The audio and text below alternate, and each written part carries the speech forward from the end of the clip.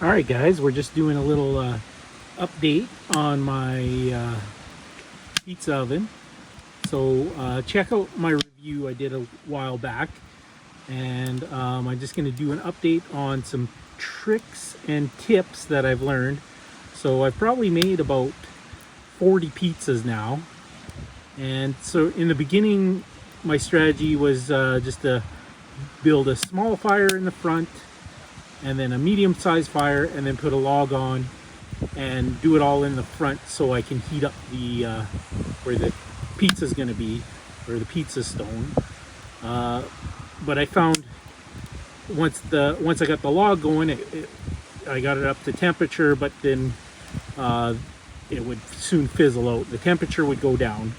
So now I'm just doing a bunch of medium size or smaller sticks, and I let it go for a good 20 minutes to a half an hour. Get it sort of like a raging inferno, and then basically I just have to keep on adding the medium-sized sticks because the sticks will burn out and the temperature will go down. So and then the other couple things that I've been doing, I've started making oval size pizza just because it fits in better when I slide it in. And then I've been putting grits or polenta or cornmeal on my pizza slider, and I find it slides off a little easier. So I'll show you how I made the pizza dough, and then we'll get this, I'll add a couple smaller sticks, and then we'll get it in the pizza oven. And then once it's in the pizza oven, I'm going to put it in with no toppings, and then I'm going to do at least one flip so that both sides touch the pizza stone, and then I'll take it out and put the toppings on and put it back in. All right, so check it out.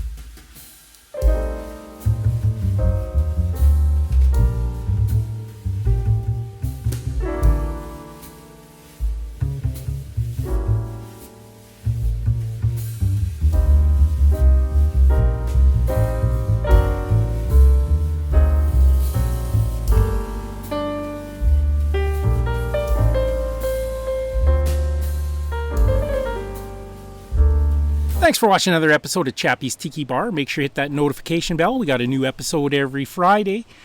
This is Chappie saying life is hard. That's just the way it goes, but sometimes it goes the other way. See you next time on Chappie's Tiki Bar. All right, look over here. What's that? Who that?